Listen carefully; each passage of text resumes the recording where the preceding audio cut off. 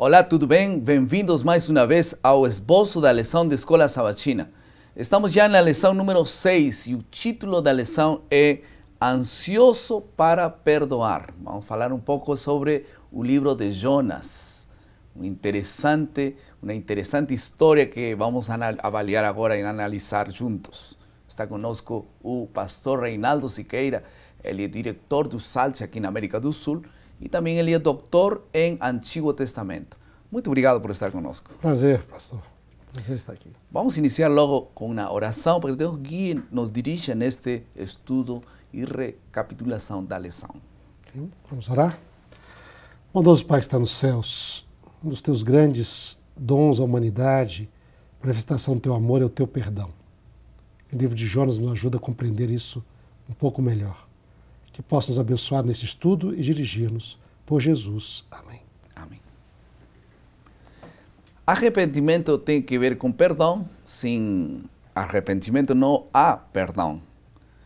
E um exemplo interessante acontece com as diversas reações de alguns e de outros. Por que uns aceitam e outros rejeitam? Por que alguns abrem o coração e outros fecham o coração? O problema não está em Deus, mas de fato Deus provoca reações diferentes. Por exemplo, o sol provoca duas reações diferentes em dois materiais diferentes, o barro e a cera.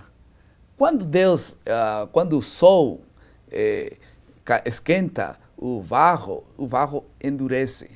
E quando o sol cai sobre a cera, essa se derrete. Dois instrumentos diferentes que reagem diferentes a um só motivo para poder resolver ou derretir ou endurecer. O assunto é o seguinte: Deus é um só Deus e as pessoas diversas têm reações diferentes. Porque Deus, quando Ele chama, quando Ele pede, uns reagem assim e outros reagem assim. É um mistério como nós nos posicionamos perante o chamado de Deus. Ou nos arrependimos ou nós rejeitamos o perdão de Deus. O foco da lição desta semana é reconhecer que não há um grupo especial ou um povo escolhido, exclusivamente designado para receber a graça de Deus. Sendo assim, o perdão de Deus está disponível para todos. Esse será o foco da lição. Vamos passar à segunda parte de nosso esboço, que é a compreensão do texto.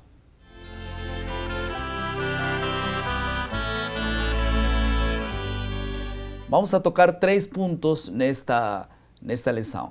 3 pontos somente. O primeiro é contexto do livro de Jonas, saber um pouquinho em que contexto foi escrito. O segundo ponto vai ser graça e perdão para todos. E o terceiro ponto vai ser perdoado e perdoando. A primeira parte, então, Dr. Siqueira, qual é o contexto da vida e ministério de Jonas? Jonas, segundo o livro de Reis, ele foi um profeta que viveu no início do reinado de Jeroboão, na mesma época, desse mesmo rei, da mesma época de Oséias e Amós. Mas foi antes, no início. Então Jonas provavelmente ele profetizou por volta do ano 800, 790 a.C., porque ele predisse que Jeroboão iria ser vitorioso, iria restaurar os limites do antigo Israel. Então é um dos profetas mais antigos. Na série dos 12, talvez o primeiro mais antigo seja Joel e o segundo seja Jonas. E essa cidade Nínive, estava distante mesmo de... Olha, a cidade de Nínive ela fica na Mesopotâmia, o norte da Mesopotâmia, hoje seria o norte do Iraque, não é? E realmente era uma cidade que ficava a centenas de quilômetros de distância de Israel. Tinha de subir, aí passar os países que seriam hoje a Síria, não é? E Damasco, a cidade de Damasco, atravessar o rio Eufrates e chegar mais para o norte ainda, onde estava a cidade de Nínive, que era banhada pelo rio Tigre, que era o outro rio que... A Mesopotâmia quer dizer a terra entre dois rios. No sul estava o Eufrates, ao norte estava o Tigre. E então Nínive estava nessa parte mais ao norte não é? E era uma grande cidade na época, era uma cidade poderosa, de um povo poderoso, mas aí vem a parte, nós entendemos o contexto. Os ninivitas fundaram o Império Assírio, hein? Fazer diferença com a Síria. Existe Assírio. Assírio. A Síria, né? Não é o artigo, é o nome só. Sim. A Síria, Sim. a capital era Nínive. E a Síria, agora o país é Síria, Sim, sem A, então Síria, a capital era Damasco, ficava bem mais ao sul. Hein? E era a capital dos arameus, do povo de Damasco, da Síria de hoje, está tendo tantos problemas, era exatamente essa daí. Mas a Síria era capital de um povo antigo, um antigo império, que conquistou Israel do Norte, que fez grandes conquistas, se tornou um grande império, mas é conhecido como um dos impérios mais violentos e cruéis da humanidade. Ela tinha o costume de vencer e qualquer manifestação de rebelião, ela massacrava todos os povos. Ela inventou um dos métodos de tortura mais cruéis também, que é o empalamento. As pessoas se fincavam uma vara através do corpo da pessoa, dentro do corpo. E as pessoas ficavam de penduradas até morrer, empalados, não é? Então, portanto, esses assírios eram extremamente violentos.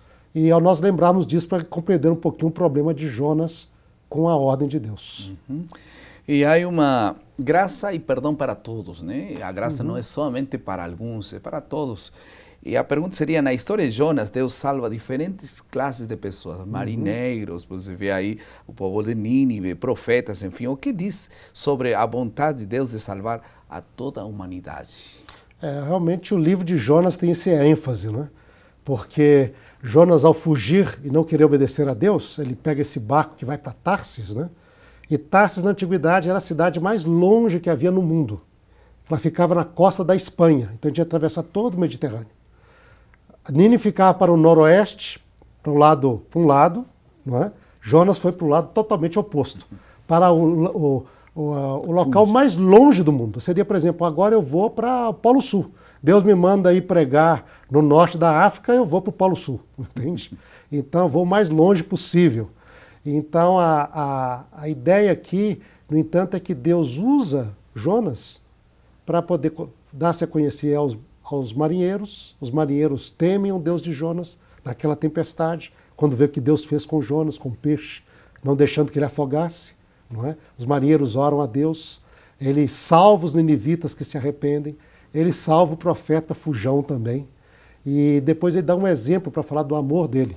Ele diz aqui no finalzinho do livro, né, de Jonas, quando ele dá esse exemplo com aquela vegetação, aquela árvore, boboreira, que alguns chamam, ele diz, você tem pena de uma planta e não terei eu pena de 120 mil pessoas que não sabem discernir a mão direita da esquerda e também de muitos animais? Ou seja, até dos animais Deus tem compaixão. Então Deus é um Deus compassivo que quer salvar as pessoas. E na terceira parte do nosso esboço nós falaremos sobre perdoado e perdoando. Por que Jonas foi tão implacável, embora tivesse experimentado o perdão de Deus? Jonas, às vezes, é um dos profetas mais injustiçados da Bíblia.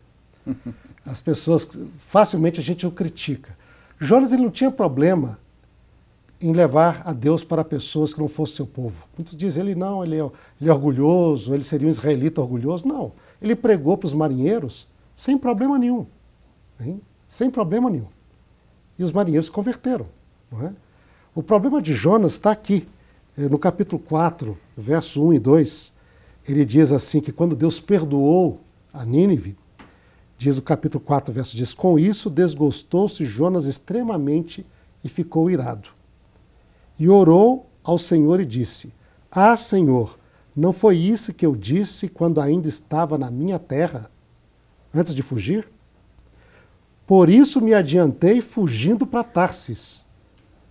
Por quê? Porque sabia que és um Deus clemente, misericordioso, tardio em irar-se, grande em benignidade e que te arrependes do mal. Jonas tinha essa convicção de que se Deus estava enviando ele para Nínive, para anunciar a destruição de Nínive, é porque Deus não queria destruir Nínive. Ou seja, a mensagem de Jonas não tem em nenhum momento a palavra arrepender-se para os ninivitas. Ele simplesmente chegou e disse, dentro de 40 dias Nínive será destruída. Deu mensagem de juízo logo. Só juízo. Mas ele sabe, quando Deus anuncia o juízo antes de executar, é porque Deus está dando uma chance para as pessoas se arrependerem e Deus não destruir. E agora aqui está um momento aqui. Para Jonas, os ninivitas seriam um tipo de pessoa que não mereciam a graça de Deus, diferente dos marinheiros. Por quê? Nós podemos entender isto. Se você fosse enviado para poder pregar o evangelho para o ladrão que matou a sua esposa, a sua filha e o seu filho, como é que você se sentiria? Foi exatamente isso que Deus pediu para Jonas. Os assírios eram os maiores e mais violentos conquistadores da antiguidade. Eles já tinham varrido várias nações, já tinham também atacado Israel. E a destruição de Nínive, que era um povo muito mau, Jonas falou assim, Senhor, já era mais do que a hora. O Senhor está demorando. Agora que o Senhor vai destruir um povo tão ruim, você me manda pregar para salvá-los? Jonas tinha dificuldade com a graça de Deus para com as pessoas más, para com as pessoas violentas. Mas no livro de Jonas, Deus diz, Ele quer salvar a todos, inclusive as piores pessoas da sociedade. E então Deus coloca a salvação à disposição de todo mundo e Ele perdoa. Nós também precisamos perdoar, porque enquanto nós perdoamos, nós também somos perdoados, né? Vamos a passar à última parte do nosso esboço, que é a aplicação.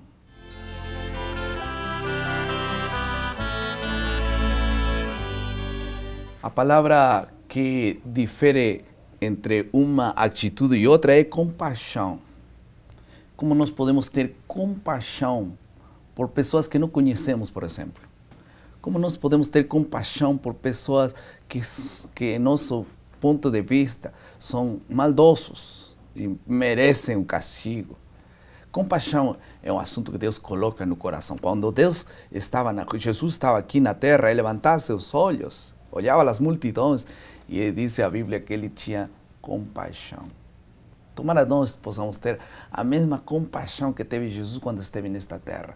Compaixão não é aquela lástima que nós temos dos demais, é um amor que vem de Deus, né?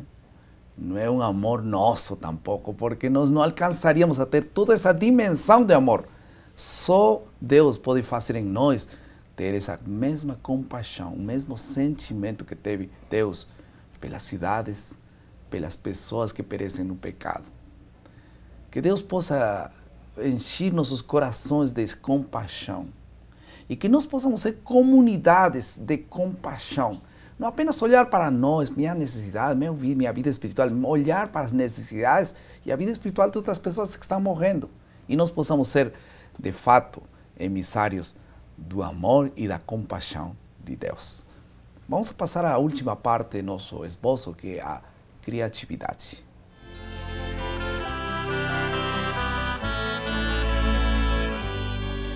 Quando Deus manifestou a compaixão com os ninivitas, Jonas ficou airado. Então Deus fez uma pergunta para Jonas e ele disse, não deveria eu ter pena dessa grande cidade? Ou devia ter ira contra eles? E nossa pergunta hoje não poderia ser menos, né? Traduz essa pergunta para nosso tempo agora e fale mais ou menos assim. Eu deveria estar preocupado por o primo que não está nos caminhos de Deus. Eu deveria estar preocupado por aquele bairro que não tem a presença de Deus. Enquanto nosso bairro tem a presença adventista, por exemplo, aquele bairro não tem. Eu deveria estar preocupado para estabelecer o amor de Deus em outros lugares. Então, sua classe de escola sabatina poderia se incomodar sobre a ausência de amor em outros lugares. E então poderíamos dizer exatamente como diz Deus, eu não deveria estar preocupado por aquela pessoa, por aquele bairro, por aquela cidade. Este ano é denominado um ano das grandes cidades. Ainda tem muitas pessoas e muitos bairros que não conhecem o amor de Deus. E Deus usa pessoas, Deus usa a igreja, Deus usa os pequenos grupos, Deus usa as classes da escola sabatina. Que sua classe de escola sabatina possa se constituir em uma classe salva-vidas, emissários e agentes de esperança. Que Deus use vocês para se organizar, sair da igreja e poder pregar o Evangelho. Filiais da escola sabatina, como era antes. Ou talvez essa Semana Santa que passou, agora temos uma oportunidade de fazer o mesmo, talvez nos próximos meses. Mas Deus possa usar de uma maneira maravilhosa sua vida, sua classe, seu pequeno grupo, sua igreja, para ser um instrumento nas mãos de Deus. Vamos orar? Querido Pai, mais uma vez, muito obrigado. O Senhor possa nos usar, possamos ter corações cheios de compaixão, como o Senhor teve, para ser instrumentos de amor para outras pessoas. No nome de Jesus. Amém. Amém.